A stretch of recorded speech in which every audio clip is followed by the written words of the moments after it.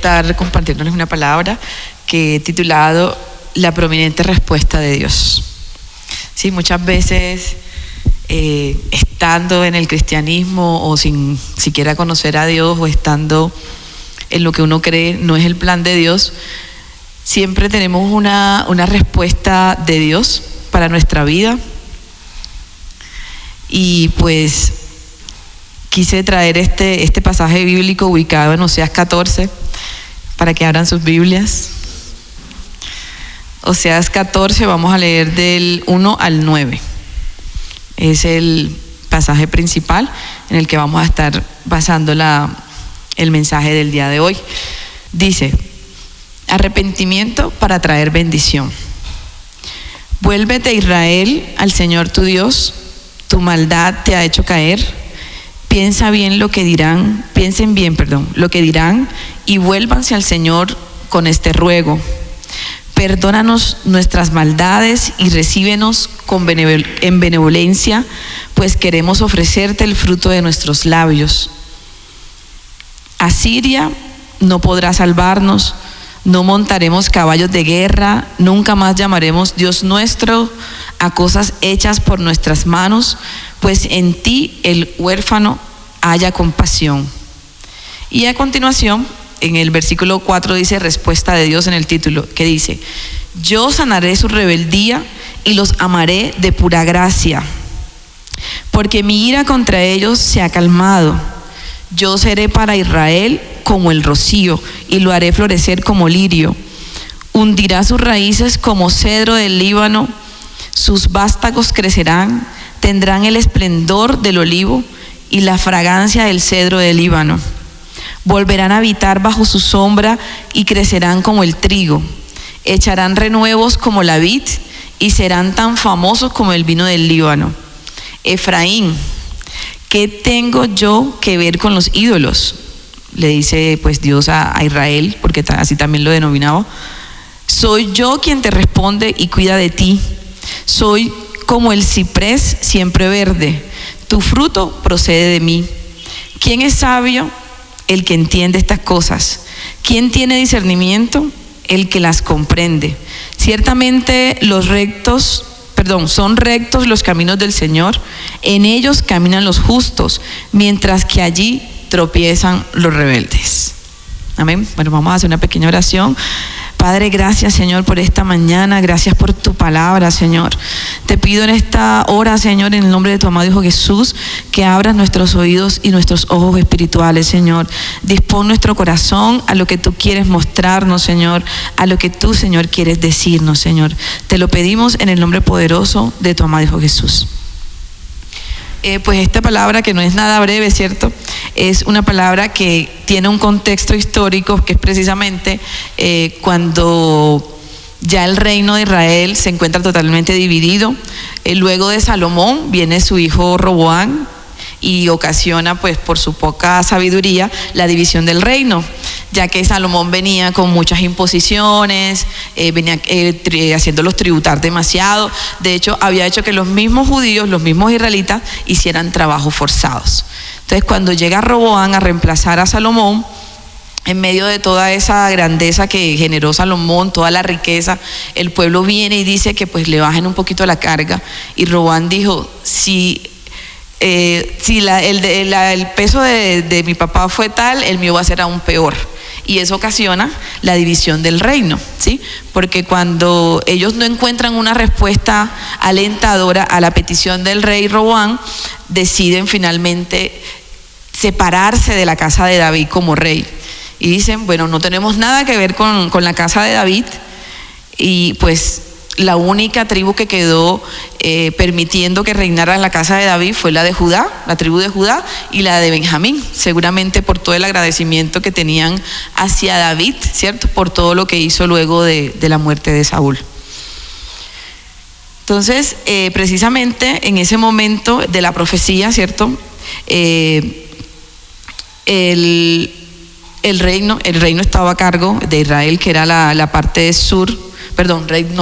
reino del norte, estaba a cargo de Jeroboam II, que precisamente fue un rey que no hizo lo que le agradaba a Dios, como la mayoría de los reyes.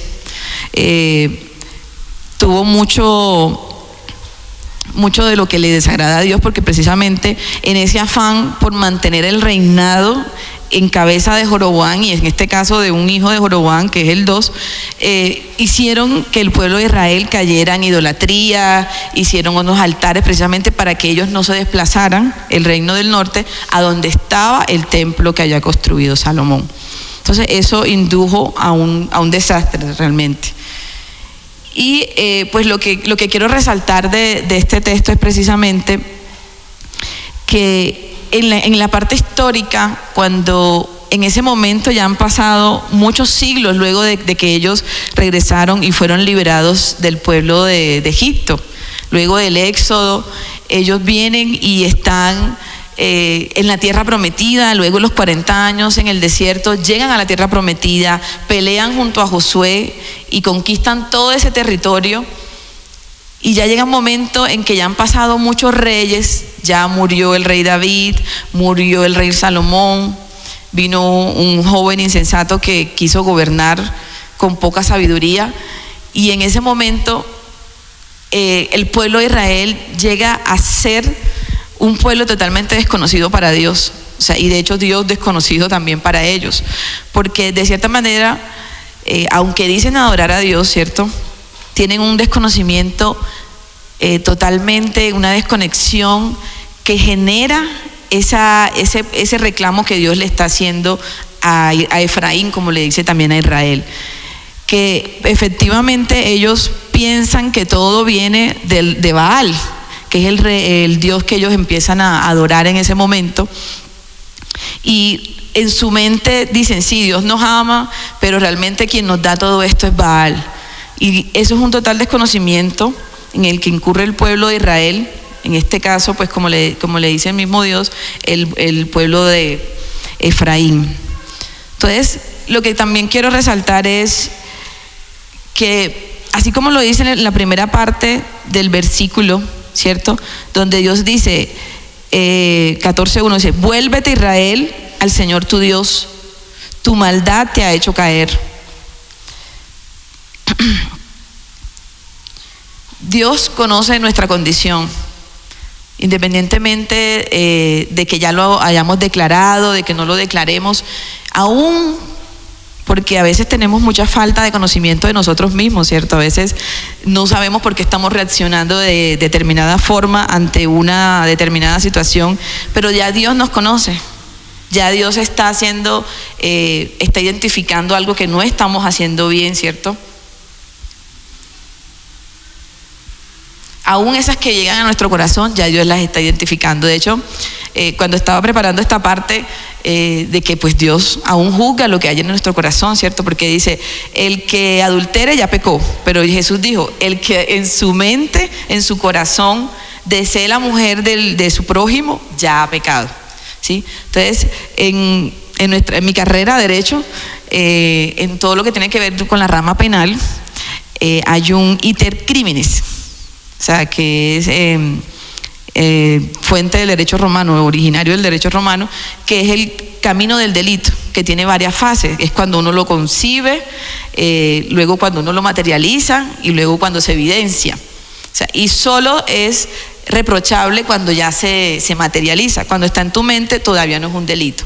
Muy diferente pues a lo que tenemos acá con lo que es la vivencia con Dios. Ya cuando llega a nuestro corazón ya sabemos que algo está mal, porque justo de ahí, como dice Santiago, de ahí es donde vienen las guerras, de ahí es donde vienen las divisiones de nuestro corazón. Entonces Dios ya lo conoce y precisamente por eso ya conocía también la condición en la que se encontraba el pueblo de Israel, ¿cierto? Y por eso le hace ese llamado tan profundo y de pronto tan directo, porque sabe que efectivamente ese pueblo estaba en todo eso, y aún así pues le hace un llamado a que se arrepienta, a que se vuelva a él, a sus antiguas sendas. Recordemos los pecados que también tenía ese pueblo de Israel, y no solamente Israel, sino también Judá, porque estaban cayendo exactamente en el mismo pecado. Eran pecados de idolatría, de corrupción, de homicidios, adulterios, robos, mentiras, perjurios, o sea, todo un cúmulo de pecados que ya Dios conocía y que ellos mismos estaban viendo que iba en contra de la ley que Dios había entregado a través de Moisés. Entonces, eso lo traigo como un ejemplo para mirar nosotros cómo estamos, o sea, en qué estamos fallando nosotros. O sea, ¿qué nos va a reprochar Dios en este momento? ¿Qué nos está pidiendo que mejoremos, que perfeccionemos? Porque sabemos que a lo que Dios nos ha llamado es a llegar a la estatura de Cristo, ¿cierto? Una perfección que vemos en Cristo que aún siendo la divinidad que es, entregó todo. Y aún sabiendo que Él podía levantarse de la cruz, llamar todos los ángeles, Él en obediencia se entregó, dio su vida porque sabía lo que venía a continuación, ¿cierto? Porque tenía la visión de lo que Dios estaba planeando para la humanidad. Entonces, ¿qué nos está costando en este momento? De pronto estamos peleando con el egoísmo, estamos peleando con perfeccionar ese amor que Dios nos ha dado, el sentir genuino de Cristo en la vida de uno, porque a veces uno viene a la iglesia, escucha la palabra, escucha a Dante, escucha el lugar de su presencia y cuanto predica se aparece, pero realmente cuando vamos a ver, porque nosotros mismos nos damos cuenta, no estamos aplicando esa palabra que Dios nos está dando. Entonces uno dice, ¿pero qué es lo que estoy haciendo? Dios hoy lo trae a colación. Estás peleando de pronto con el temperamento, estás reaccionando de una manera que no es la adecuada con las personas que amas, estás discutiendo demasiado, te cuesta amar al otro que es diferente, te cuesta de pronto querer a alguien porque es de derecha, porque es de izquierda, porque no tiene la misma visión que tú respecto a determinado proyecto, sea en la iglesia, en el trabajo. Te falta o estás peleando por disciplina espiritual. Cada cuánto estás haciendo el devocional, cada cuánto estás orando con la disciplina que tú sabes que Dios te demanda. Todo eso es importante reconocerlo. Porque cuando Dios nos convoca a reconocer en qué estamos fallando, es porque realmente Él quiere glorificarse. Él quiere que tú avances y salgas de ese atasco en el que estás, ¿cierto? Aún el pecado de Israel, no vamos a decir que era más grave que el de nosotros. Si estamos siendo egoístas, si estamos peleando con nuestro temperamento, si estamos peleando con la disciplina, si estamos peleando de pronto con amar al otro que estamos viendo. Y todo lo que el pueblo de Israel peleó, el homicidio, la corrupción de los sacerdotes, la idolatría, o sea, el pasar a sus hijos por fuego. Uno dice, no, yo tampoco he llegado a ese punto, pero es porque era otra generación. Ya nosotros estamos más civilizados ahora y no vamos a pasar nuestros hijos por fuego. Bueno, no literalmente por lo menos, ¿cierto? Pero sabemos que hay otras figuras que sí lo hacen y que representan de cierta manera ese tipo de sacrificios. Entonces, aún con ese nivel de compromiso de la fidelidad del pueblo de Israel hacia el amor de Dios, Dios les llama, ¿cierto? Y le dice, restáurate, arrepiéntete y ven hacia mí, porque no estás haciendo las cosas bien. Entonces, ese es el mismo llamado pues que nos hace Dios a nosotros. Porque Él realmente está cansado y quiere que eso cambie. De por ejemplo lo que dice Oseas en el capítulo 6:4. ¿Qué dice? ¿Qué haré? No, vamos a leer la nueva versión internacional. ¿Qué voy a hacer contigo, Efraín? ¿Qué voy a hacer contigo, Judá? El amor de ustedes es como una nube matutina, como rocío que temprano se evapora. Porque ellos, tanto Judá como Israel, siempre venían a arrepentirse delante de Dios, pero ya en la mañana estaban adorando a Dios y en la tarde ya estaban adorando a Baal, por decir algo. Ya estaban cometiendo homicidio, estaban cometiendo corrupción, estaban ya haciendo todo lo que no le agrada a Dios. Entonces, Él también espera eso de nosotros, que ya podamos amarlo de una manera precisa, como dice a continuación en Oseas 6:6, que dice, ¿lo tiene? Lo que pido de ustedes es misericordia y no sacrificios, conocimiento de Dios en lugar de holocaustos. Porque efectivamente nos volvemos a veces muy religiosos y decimos, no, ya fui a la iglesia por decir algo, ya hice el devocional, ya oré, ya cumplí, pero entonces mi tarde no está siendo coherente con mi mañana.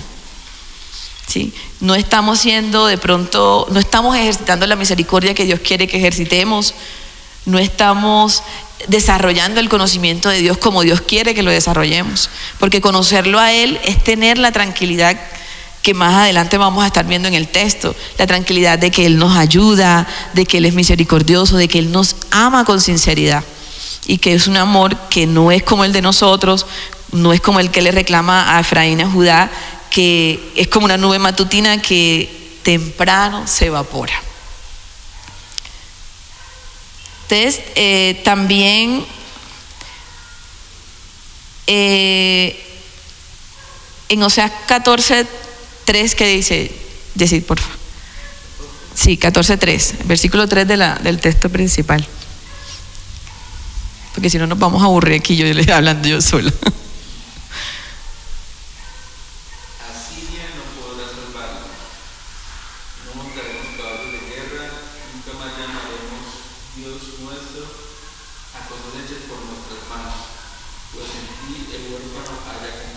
Ese es el 3.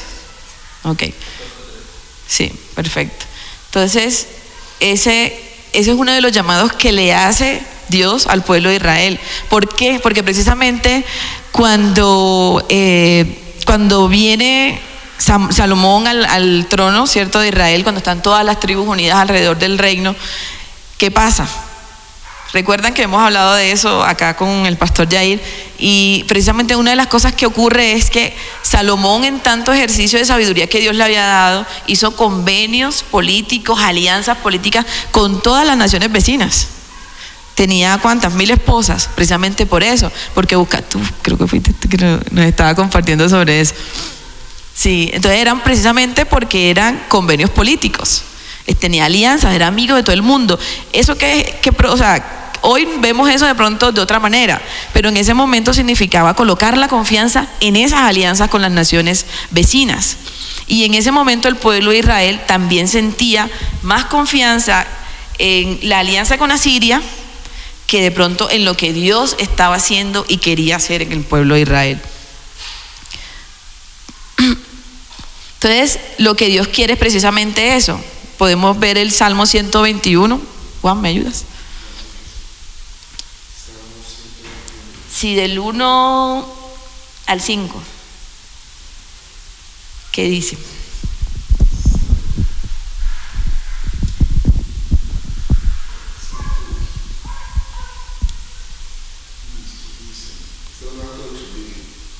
Levanto la vista hacia las montañas, viene de allí mi ayuda, viene del Señor, quien hizo el cielo y la tierra. El nombre de Judá que confieses, el que te cuida no se olvida, en efecto, el que cuida a Israel nunca vuelve ni se adormece. El Señor mismo te cuida, el Señor está a tu lado como tu sombra protectora. Amén. Y es precisamente ese propósito, esa revelación que, si no estoy mal, la obtuvo David, es la que quería del pueblo de Israel. Que ellos pudieran ver en él su socorro, que ellos pudieran ver en él, o sea, la persona que no duerme por cuidar al pueblo de Israel. Y el pueblo de Israel estaba con los ojos puestos en la alianza con Asiria en este momento. Y pues eso es lo que también Dios nos pide hoy, que nuestros ojos estén puestos siempre en Él, porque independientemente que uno lo diga de labios, cuando tu corazón no confía plenamente en lo que Dios puede hacer y quiere hacer para ti, es muy difícil que Dios pueda hacer realmente lo que quiere, porque ese es un impedimento para Dios glorificarse en la vida de uno. Cuando uno está pensando que es la influencia del amigo, que es mi amigo que apoyé en las elecciones pasadas, que es mi amigo que yo siempre le he venido apoyando, ya uno está errando allí y puede bloquear lo que Dios quiere hacer en la vida de uno. Cuando ya uno pone su confianza, cuando uno tiene ese conocimiento de Dios, ese que Él espera que tengamos de Él, de realmente conocer que Él es misericordioso, que nuevas son sus misericordias cada día, como dice Lamentaciones 3 dice: por la misericordia de Jehová no hemos sido consumidos, porque nunca decayeron sus misericordias. Nuevas son cada mañana, grande es tu fidelidad. Ese es el carácter de Dios. Saber que Él cada día está atento a nosotros no es fácil. Porque realmente uno como padre, como hijo, como hermana, como amigo, como esposa, como esposo, uno dice, sí es verdad que yo puedo estar atenta o atento a esta persona que amo cada día, porque es que a veces ya no le tengo paciencia, por poner un ejemplo. Pero Dios sí, Dios tiene una nueva misericordia cada mañana para cada uno de nosotros, y eso es lo que quería en ese momento Dios mostrarle al pueblo de Israel. Entonces, ese es el perfil que Dios quiere mostrar. Arrepiéntete, pueblo de Israel, arrepiéntete, Efraín, porque yo soy misericordioso, porque tú dependes de mí, porque lo que tú tienes viene de mí, no viene de otro ídolo, no tengo nada que ver con los ídolos, como le dice allí en el versículo. Entonces, yo soy quien te suple, yo te traje a esta tierra prometida. O sea, toda esta tierra, esta bonanza que tienes en este momento, pueblo de Israel, es precisamente porque yo decidí bendecirte de esta manera. Únicamente tienes que cumplir tu pacto, vuélvete a mí y aquí estamos. Entonces, la respuesta de Dios precisamente dice en Oseas 14:9, ¿qué dice en Oseas 14:9? ¿Quién es sabio? El que entiende estas cosas. ¿Quién tiene discernimiento? El que las comprende. Ciertamente son rectos los caminos del Señor. Pero quiero detenerme en la primera parte. ¿Quién es sabio? El que entiende estas cosas. ¿Qué cosas? Que nosotros dependemos de Dios. Que yo dependo de Dios. Que el trabajo que yo anhelo depende que Dios abra la puerta que nadie más puede abrir. Que el esposo que yo quiero también depende de lo que Dios quiere hacer en mi vida, de la esposa que estoy esperando, de la casa que quiero comprar, de pronto los chicos que están en la parte académica, de pasar este año completamente tranquila. O sea, todo eso depende no solamente también de mi disciplina, claro está, yo también tengo que hacer mi parte. Recordemos que el pueblo de Israel, cuando llega a la tierra prometida con Josué, ellos tuvieron que pelear. Y pelear a muerte. Ya Dios se lo había entregado, pero ellos tuvieron que conquistar. Y esa también es la parte que nosotros tenemos que hacer. Pero precisamente lo que quiero destacar es eso. ¿Quién es sabio?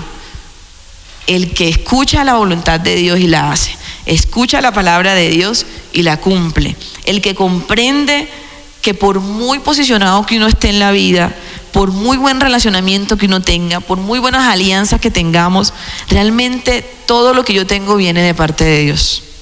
¿Sí? Y quiero pues respaldarlo también en otro versículo que es Proverbios 1:20. Clama la sabiduría en las calles, en los lugares públicos levanta su voz. Clama en las esquinas, en las calles transitadas, a la entrada de la ciudad razona. O sea, la sabiduría está clamando, está ya a la mano. Y pues obviamente Proverbios es uno de los libros que pues más irradia sabiduría precisamente. Y hemos entendido también que Cristo es la sabiduría, ¿cierto? Pero también aquí nos está diciendo en esta palabra que la sabiduría es precisamente eso.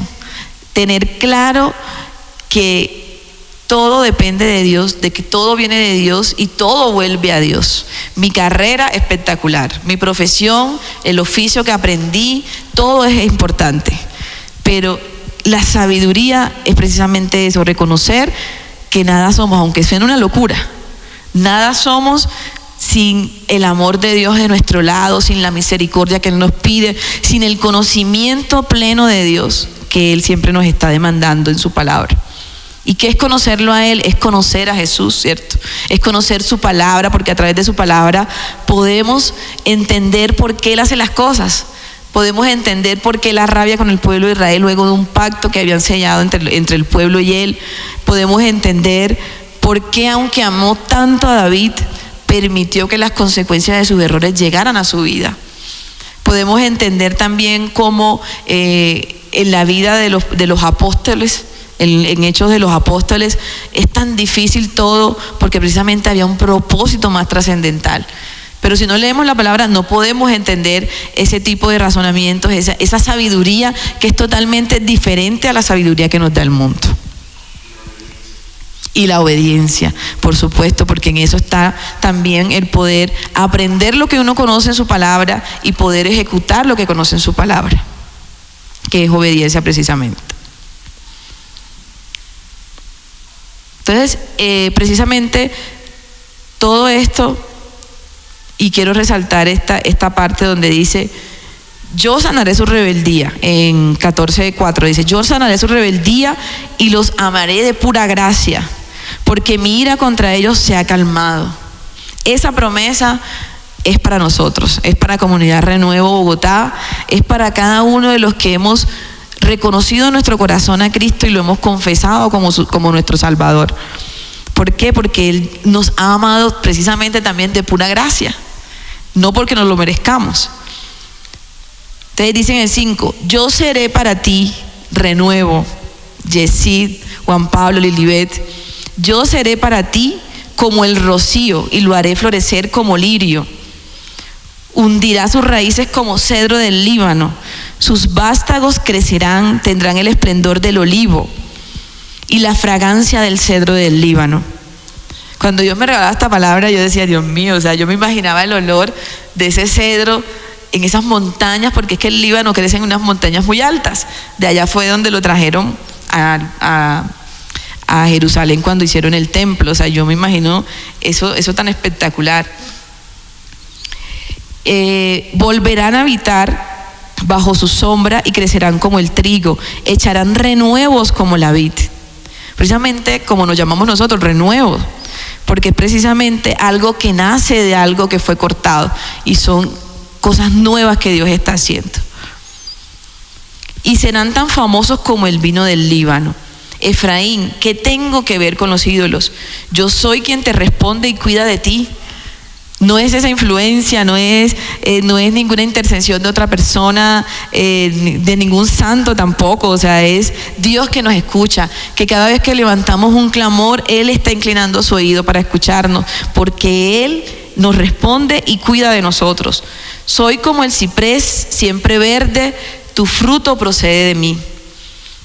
Entonces, todo eso que le dice Él, que le dice Dios al pueblo de Israel, también nos lo está diciendo a nosotros. O sea, Él es todo eso para nosotros.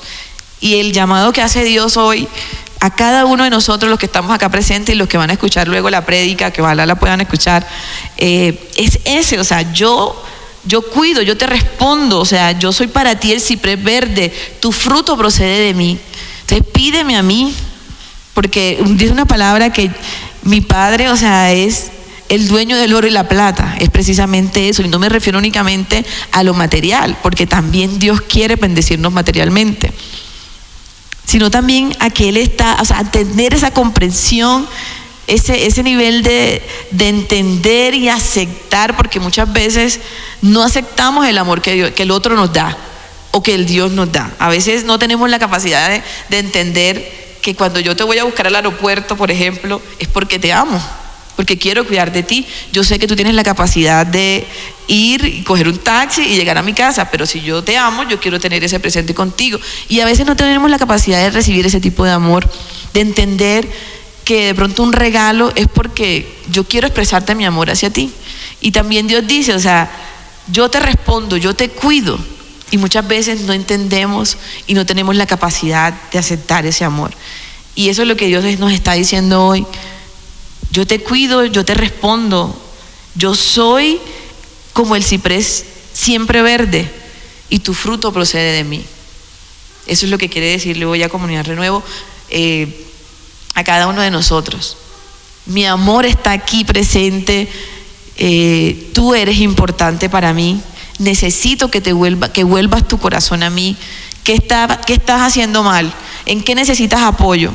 ¿Estás padeciendo con algo que no puedo decirte, de pronto no lo veo, pero tú internamente lo estás conociendo, ¿ya? De pronto con lo que decía hace un rato, con la disciplina que necesito implementar, con ser más constante, con pedir sabiduría a Dios?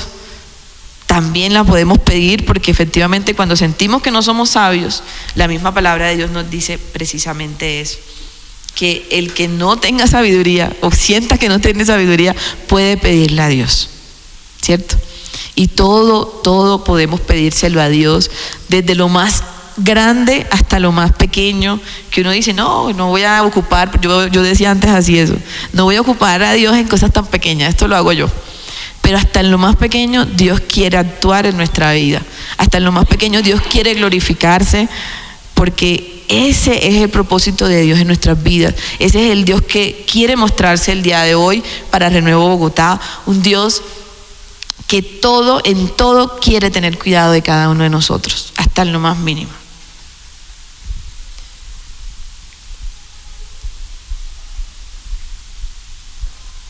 Y bueno, ya cerrando el mensaje, Salmo 51, 10. Ese es el salmo pues que escribió David luego de que fue descubierto en su pecado con Betsabé. Es uno de mis salmos favoritos, porque realmente es un derramamiento del corazón de David y con el que uno pues también se siente ministrado, ¿cierto? Crea en mí, oh Dios, un corazón limpio y renueva un espíritu recto dentro de mí. Ese yo creo que es el clamor con el que debemos finalizar es la lectura de este texto bíblico, porque el llamado que nos hace Dios en ese texto es tan íntimo que con un corazón que no está dispuesto, un corazón que no está limpio, un espíritu que no está siendo renovado, no es posible responder ese llamado de Dios.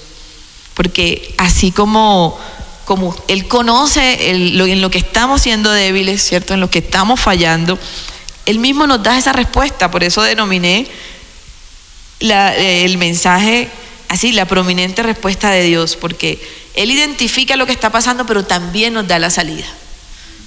O sea, estás peleando con el egoísmo, estás peleando con la indisciplina, estás peleando de pronto con algún tipo de idolatría, porque hoy la vemos de otra manera. Bueno, aquí está, mira, esta es mi respuesta: confía en mí, pon tu confianza en mí, no es hacia allá, es hacia mí. Entonces, todo esto para responderle a Dios pues como Él nos está indicando, ¿cierto? Teniendo un corazón limpio y renovando nuestro espíritu cada día. Porque muchas veces creemos que estamos acá, que vamos al 100, que nuestro pie no va a resbalar porque estamos aquí firmes, porque estamos sirviendo, porque amamos a Dios, porque efectivamente sí lo hacemos. Pero tenemos cada día, no solamente cuando fallamos, porque en ese momento David lo está diciendo porque está fallando, ¿cierto?